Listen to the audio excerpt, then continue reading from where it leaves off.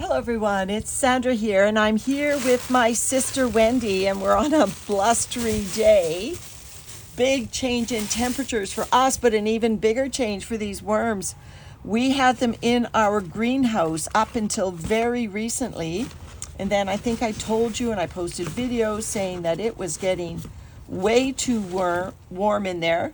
Little pillbug army, that's cute. It was getting way too warm in the greenhouse. I think we peaked out at almost 47 degrees Celsius. That's 118 degrees Fahrenheit in there. The good news is that our greenhouse always cools down at night. We're near the coast. But it was getting too hot even for daytime. So we moved these worms out of the greenhouse, and we've got them down here alongside our compost pile. And so they've had an abrupt change in temperature because we're having a bit of a second spring. Our temperatures have really cooled down. So, I'm just looking at this going, well, we're probably going to see less activity as a result. These worms are probably doing just fine. They're well able to cope with these temperatures. They are still active, they're still moving around, but they've had their tropical vacation. Time for them to feel the more temperatures that we are used to here on Vancouver Island.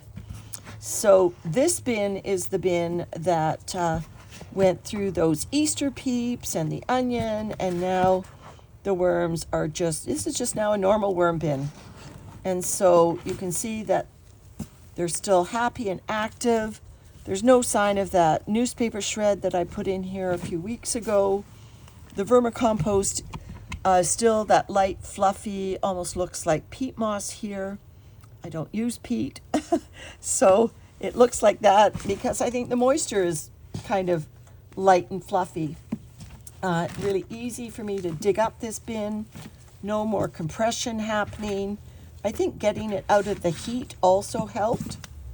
I think it helped regulate the moisture somehow. Remember, the tops were drying really intently, and I wasn't getting even moisture distribution throughout the bin.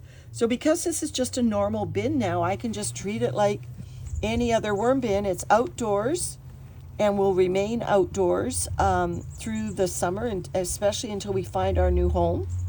So I'm just going to give these worms some of our compost as a carbon source. This compost is probably a little bit more moist than the surrounding worm bin. And I don't know if a worm came in with that handful, but it also has worms along with it. And then I've got some really putrid smelling food that's been sitting outside probably for a week waiting for me to feed these worms, and that's just a really moldy broccoli stalk or a cauliflower stalk, I believe, some tea leaves, and some leaves. I think that's probably enough food for these worms, and I'm going to top that with some more of that yummy compost.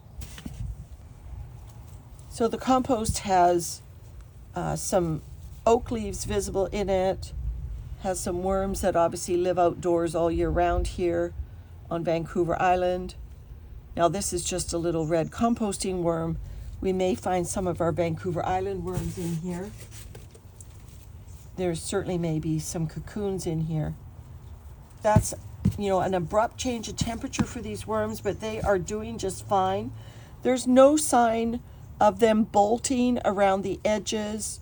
If I look on the edges here, I would have seen casting trails had the worms been trying to escape if they didn't like the change of venue. All right, everyone, that's it from Sandra today. Thanks very much for watching. Bye for now.